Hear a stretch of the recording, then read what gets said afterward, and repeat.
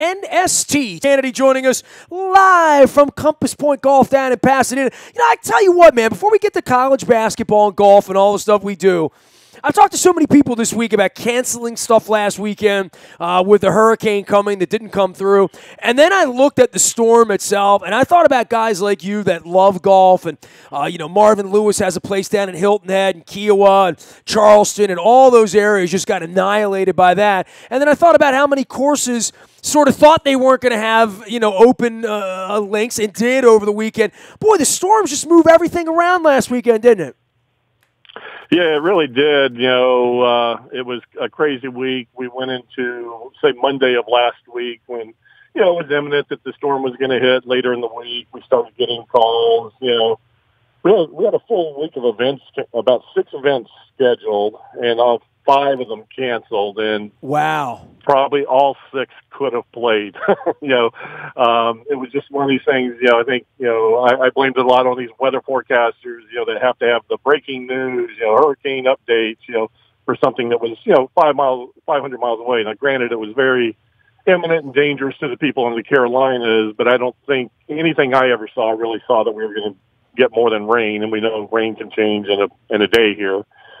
So, we were fortunate in this area that, didn't get a lot, but unfortunate that a lot of people canceled their outings and having to reschedule and scramble to, remake them up in October and later this month. So it was a crazy week. And, well, you woke up Tuesday morning with a swamp, right? Like literally. I mean, that storm that came through on Monday night, everybody heard it, and that was the part of the hurricane. You can only imagine the rest of the damage. But I have to think at 7 a.m. there was a lot of standing water on your course on Tuesday, right?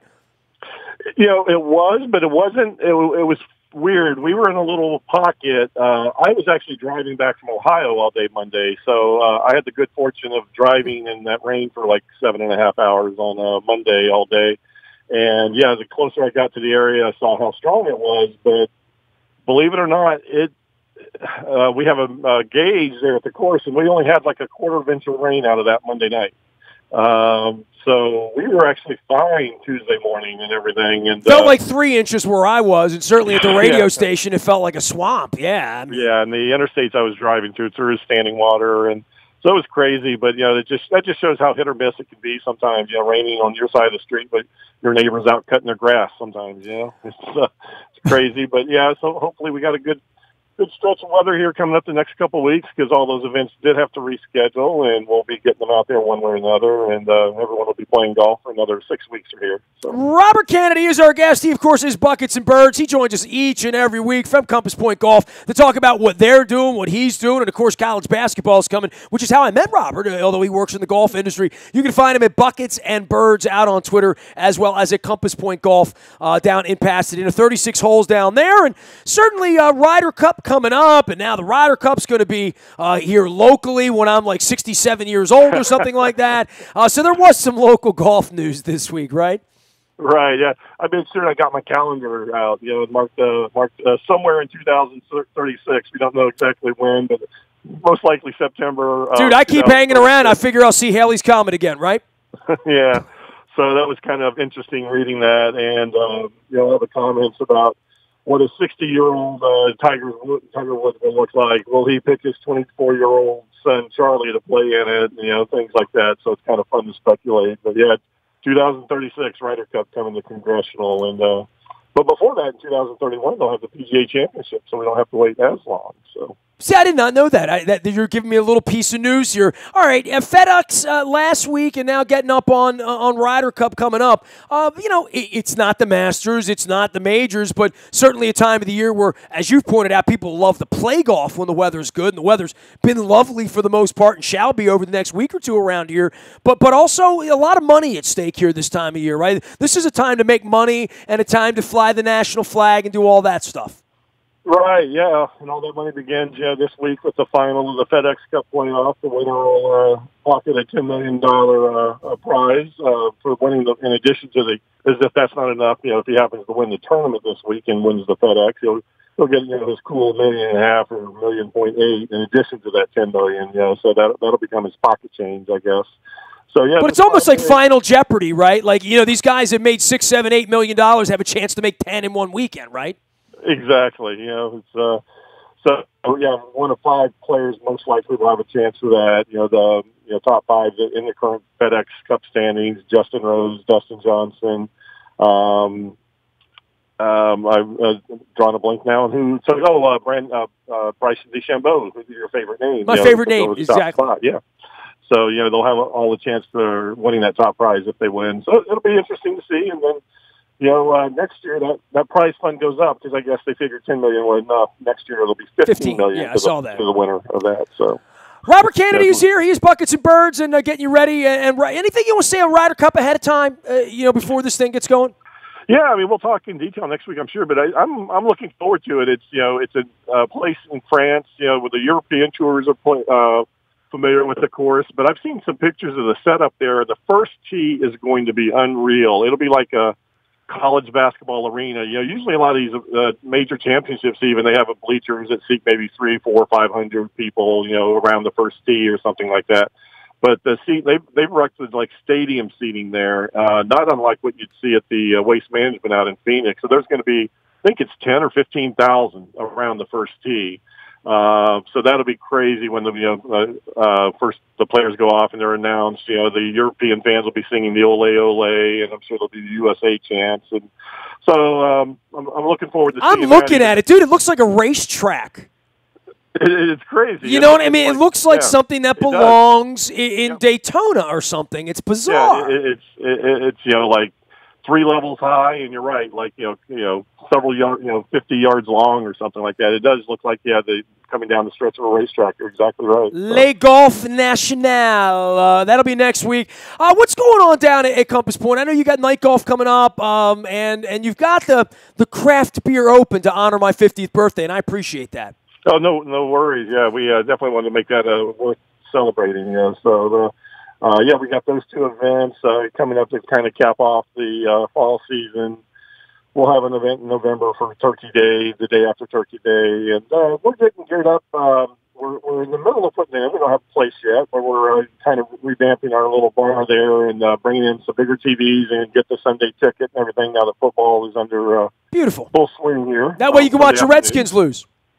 Yeah, exactly. That was one good thing about my drive back, or actually being out in Ohio on Sunday, as I was tied up with the golf event there. So I think I checked the score once and said, yeah, okay, I'm not missing anything. Dude, you know what, man? And I'll tell you this. Of all the friends I keep, one of my dearest friends in the world is a Redskin fan, but he doesn't come on the show anymore. You're the only dude that comes on the station that's a Redskin fan, and this time of the year, I got to lean on you a little bit. That's all I'm going to say.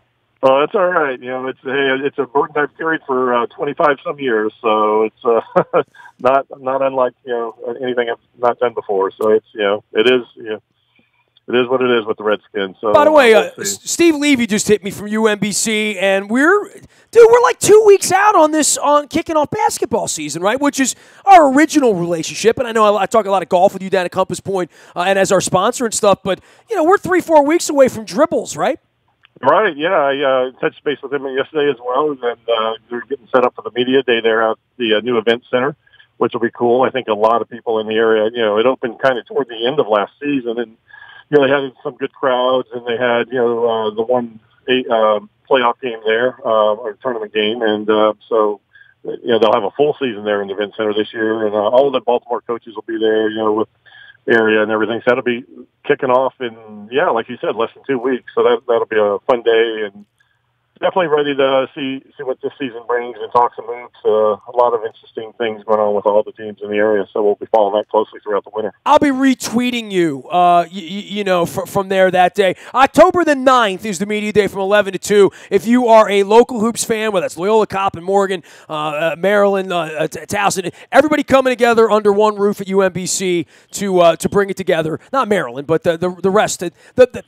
Since they got rid of the Classic, right? I mean, every year that becomes the conversation, and I'm sure that'll be the conversation. The problem was the numbers not being 4 or 8, right? Like literally to have a real tournament and get everybody involved in it. But it went on for years. Yeah, the numbers is one thing, and then also I think now it's like everyone and their brother has a preseason tournament, an early season tournament. So, they have all these, battle at the Bahamas, which oddly enough, half the games in the Battle of the Bahamas are played in the United States. A lot of them are played at campus sites, and then there's a few select teams that actually go to the Bahamas, to participate in them. But like Towson's going to be going to Atlantic City for a fairly big tournament early in the season. And so it probably makes it tough scheduling-wise to do something locally and get everyone on the same page to do it locally with them all traveling to these other tournaments. But I think there's a definite great interest there to have that back. Coaches talked a little bit about it last year, and I'm sure that'll be a conversation again this year when we all gather there on the 9th. And maybe it'll happen. If they want it to happen, I guess they'll find a way to make it happen. Robert Canady joining us here of Buckets and Birds out on Twitter, as well as down at Compass Pointe Golf. If you have an event, you're throwing a party, you need the course, maybe in the spring, maybe a little later, or if just like everybody else, you had all those cancellations last week, Robert, I'm sure when the weather showed up nice on Saturday and Sunday, you had plenty of people out on the golf course, right? Yeah, it was. Ended up, tee times were available and people headed out, and so it opens it up, and so it was a nice surprise, compared to what it looked like it was going to be earlier in the week. All right, man, rest up down there. I know you got a lot going on here. We'll Ryder Cup it up next week as well, and we'll come back, and if we lose to the Broncos, you get to kick me next week, all right? Sounds good. We'll talk then. Like I need that during Steelers week. Robert Canady joining us here from Compass Pointe Golf. 36 bikini wax greens down there in beautiful Pasadena. Stop down and see him, and you can find him out at Buckets and Birds on Twitter. You can find me out on the buyatoyota.com audio vault 24 hours a day from anywhere in the world on your mobile device by downloading the TuneIn Radio app. We do come in crystal clear from anywhere in the world. All of our WNST programming brought to you by Royal Farms and the Dollar Coffee right now. Real fresh, real fast. And, of course, I'm into the fried chicken. I eat probably a lot more Royal Farms fried chicken than I admit. But I do, and I love the Western fries, although they're a treat. For me to get the Western fries, it means I had to do something good, like maybe use the Rofo Rewards card or the app on your phone. Use that when you pump your gas. You'll get the reward points, and then you get the Rofo chicken and the Western fries free. Taste even better when they're free with ketchup. Nasty at WNST.net reaches me if you need to get in touch. Facebook, Twitter, LinkedIn, Snapchat, Instagram, anywhere the internet travels. We are WNST.net, AM 1570, and WNST, Towson, Baltimore, and we never stop talking Baltimore sports.